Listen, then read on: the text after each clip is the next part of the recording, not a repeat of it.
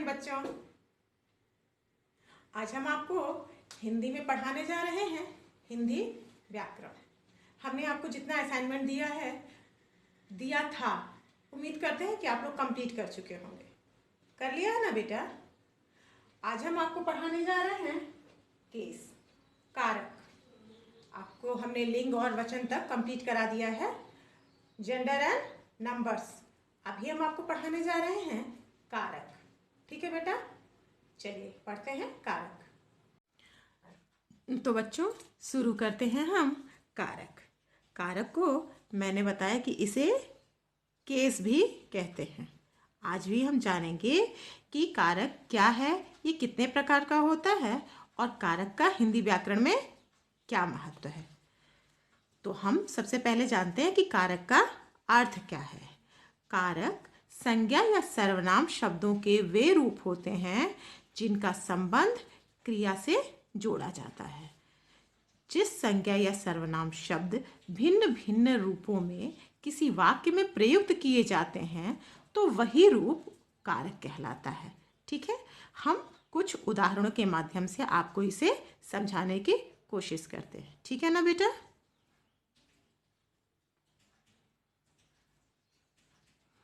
पहला उदाहरण हम देते हैं आपको। राम पुस्तक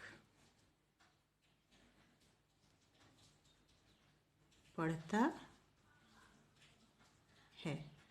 ठीक है, हमने एक सेंटेंस लिखा है, राम पुस्तक पढ़ता है। ठीक है, दूसरा हमने लिखा,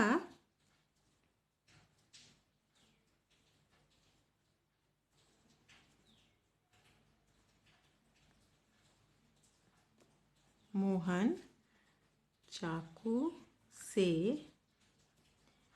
सब्जी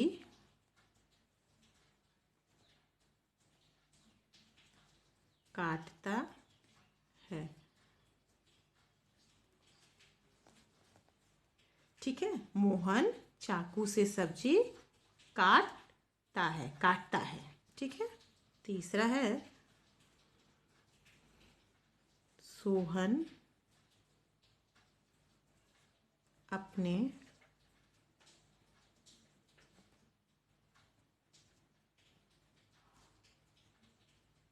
भाई के लिए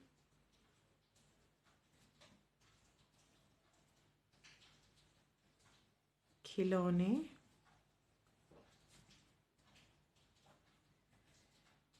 खरीदेगा। ठीक है, सोहन अपने भाई के लिए खिलौने खरीदेगा।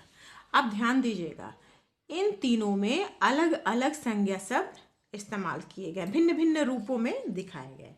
पहले में राम और पुस्तक संज्ञा शब्द दिखाए गए हैं ना बेटा? दूसरे में है मोहन चाकू और सब्जी। ये तीन अलग अलग संज्ञा शब्द आपको दिखाए गए हैं। ठीक है, एक मोहन, दूसरा चाकू, तीसरा सब्जी। ये अलग अलग कौन से शब्द हैं बेटा? संज्ञा शब्द हैं। ये तीनों अलग अलग रूप में दिखाए गए हैं ना? अब आते हैं हम तीसरे एग्जाम्पल पे। तीसरा है सोहन, भाई और खिलौने। ये तीनों बेटा ध्यान से देखिए, ये तीनों भी क्या हैं? तीनों ये संज्ञा शब्द हैं। तीनों अलग अलग ढंग से हैं, लिखे हैं, लेकिन ये तीनों क्या है बेटा? ये तीनों संज्ञा शब्द हैं। आपको दिखाई दे रहा है कि इन तीनों एग्जाम्पल में हमने संज्ञा शब्दों को अंडरलाइन कर दिया है। ये सब संज्ञा शब्द हैं और इन वाक्यों में आए हैं, लेकिन अलग अलग रूप धारण करके ये आए हुए हैं। अगर हम ध्यान देते हैं पहले वाक्य पर, तो क्या दिखता है कि राम पढ़ने का कार्य कर रहा है। इसमें राम संज्ञा शब्द जो आया है, वो जो कार्य कर रहा है, पुस्तक भी संज्ञा शब्द है। राम क्या कर रहा है? पढ़ने का कार्य कर रहा है। तो राम यहाँ पे क्या हुआ? राम कर्ता शब्द हुआ। क्या हुआ? कर्ता हुआ है तो संज्ञा, लेकिन राम यहाँ पे कर्ता के रूप में प्रयोग किया गया है। और लेकिन दूसरा शब्द जो है पुस्तक, ये कर्ता के रूप में प्रयोग नहीं हुआ है। इससे ये पता चल रहा है कि ये दोनों संज्ञा शब्द भिन्न भिन्न रूपों में प्रयोग हुए हैं। ठीक है, क्लियर ना बेटा? यहाँ पे पहला शब्द वाक्य में कर्ता है, ठीक है। ये लेकिन दूसरा शब्द जो संज्ञा आया है ये कर्म है। यहाँ पे पुस्तक शब्द क्रिया का कर्म है, ठीक है, क्रिया का कर्म है, क्योंकि क्रिया का परिणाम किस पे पड़ रहा है? पुस्तक पे पड़ रहा है। तो जब क्रिया का प्रभाव कर्ता पर न पड़ के किसी और पर पड़ता है तो वह क्या कहलाता है? कर्म कहलाता है। ठीक है ना बेटा? तो हमें यहाँ पे दिख रहा है कि दोनों संज्ञा शब्द अलग अलग रूपों में प्रकट हो रहे हैं। ठीक है, यहाँ पे एक दूसरे शब्द पे काम का असर पड़ रहा है।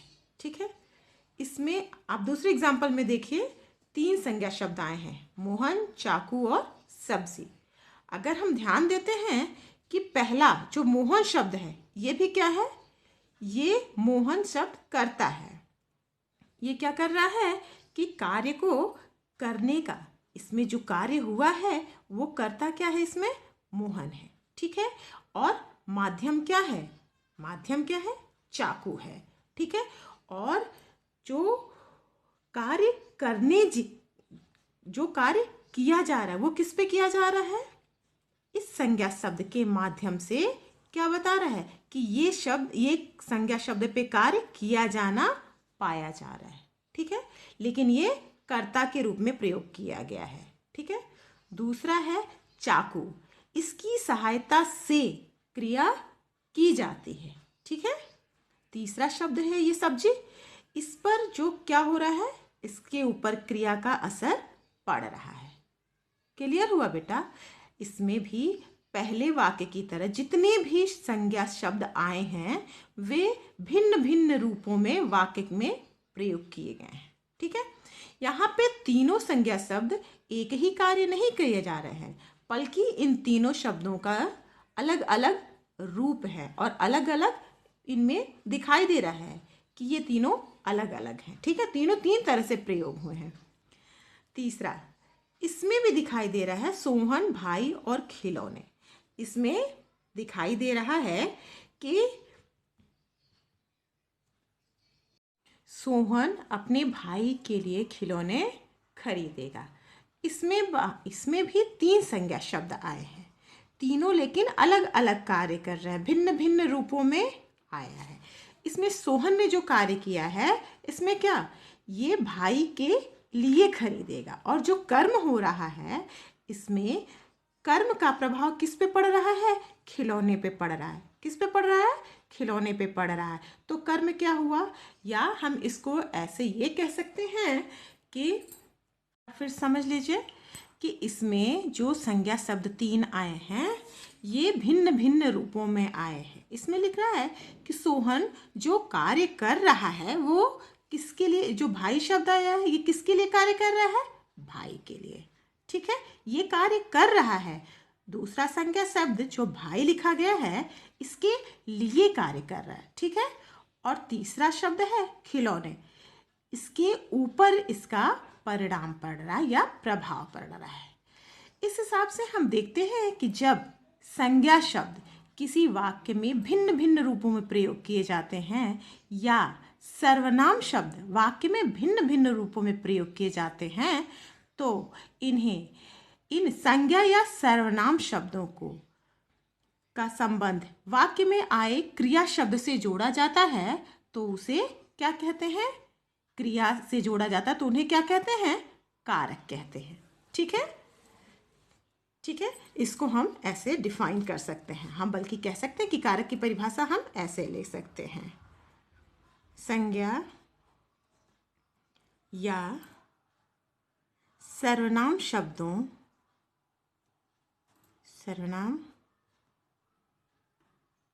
शब्दों के जिस रूप से वाक्य में वाक्य के अन्य शब्दों के साथ, इसको हम कह सकते हैं अन्य शब्दों के साथ, हम ब्रैकेट में इसको लिख सकते हैं क्रिया। ठीक है, क्रिया के साथ संज्ञा या सर्वनाम शब्दों के जिस रूप से वाक्य के अन्य शब्दों के साथ संबंध का पता चलता है, उसे क्या कहते हैं बेटा? उसे हम छोड़ दीजिए, उसे कारक कहते हैं। ठीक है, कारक कहते हैं। क्लियर बेटा? एक बार फिर समझ लीजिए कि कारक किसे कहते हैं। आप इसको सिंपल इन तीनों एग्जाम्पल में समझ में आया बेटा? इन तीनों एग्जाम्पल्स में एक बात ध्यान से समझने की कोशिश करिएगा, वो ये कि जितने भी संज्ञा शब्द यहाँ पे आए हैं, ठीक है बेटा, चाहे मोहन चाकू सब्जी, सोहन भाई और खिलौने, ये अलग अलग रूप में आए हैं। ठीक है बेटा, अलग अलग रूप का मतलब है तो संज्ञा ही शब्द, लेकिन वाक्य में आके ये क्या कर रहे हैं? अपने अलग अलग, ये खिलौना, इसमें क्या हुआ? इस पे कार्य का परिणाम पड़ता है, और किसके लिए किया गया? भाई के लिए। कर्ता कौन हुआ? सोहन। यही अगले वर्ड में है मोहन, और पहले वर्ड में क्या था? राम। जो करता है, कर्ता अलग अलग हैं, और असर जिसपे प्रभाव पड़ता है वो भी अलग अलग है। माध्यम अलग है, किसके लिए किए जा रहा है ये अलग है। तो इसकी डिफिनेशन हम आप ऐसे भी लिख सकते हैं कि जिन शब्दों के द्वारा संज्ञा व सर्वनाम का संबंध वाक्य के अन्य शब्दों के साथ होने का पता चलता है, उन्हें क्या कहते हैं बेटा? उन्हें हम कारक कहते हैं। क्लियर हुआ बेटा? एक बार इस एग्जाम्पल के थ्रू समझाने का सिर्फ एक ही पर्पज़ है बेटा कि आपको ये चीज़ क्लियर होनी चाहिए। जब तक हम आपको डायरेक्ट डेफिनेशन भी समझा सकते थे, लेकिन एग्जाम्पल के थ्रू इसलिए बताना मुझे समझ में आया कि चीज़ों को देख के आपको समझ में आएगा कि कह रहा संज्ञा या सर्वनाम, यहाँ पे वह, उसे, उसका कुछ भी हो सकता था ना बेटा, लेकिन ये नहीं हुआ, बल्कि मैंने एग्जाम्पल के थ्रू ये बताया कि संज्ञा शब्द या सर्वनाम शब्द अलग अलग रूप में आते हैं, वही क्या कहलाते हैं? वही कारक कहलाते हैं। कुछ और नहीं है, बल्कि ये क्या है? कारक संज्ञा या सर्वनाम के भिन्न भिन्न रूप है। ठीक है बेटा, ये डिफिनेशन क्लियर हो गई? कारक की डिफिनेशन क्लियर हो गई ना बेटा?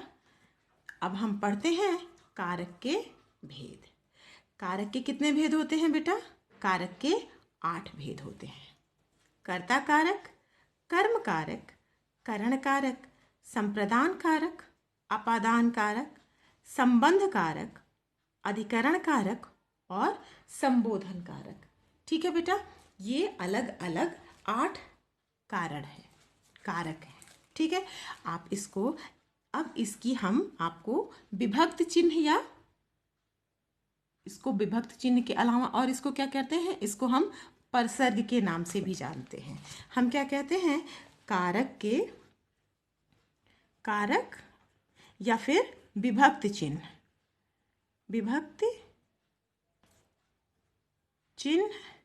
या हम इसे क्या कहते हैं? परसर्ग भी कहते हैं। क्या कहते हैं बेटा? परसर्ग। ये दोनों नाम एक ही, चाहे उसे विभक्ति चिन्ह कहिए या फिर परसर्ग कहिए। ठीक है, अब कारक, मैंने आपको 8 कारक बता दिए। अब हम इन कारकों का बताने जा रहे हैं कि इनको किन चिन्हों के द्वारा हम इसको पहचानते हैं। ठीक है बेटा, कर्ता ने, मतलब आपको बताया ना, यहाँ पे काम किसने किया? पढ़ने का काम कौन कर रहा है? राम। यहाँ पे क्या होगा? कर्ता का विभक्त चिन्ह क्या होगा बेटा? ने। ठीक है, जैसे कौन, किसने। ठीक है, कर्म का मतलब कि जो कार्य हुआ, कर्म का विभक्त चिन्ह है को। कर्म की विभक्त चिन्ह क्या है बेटा? को। आप यहाँ समझ सकते हैं कर्ता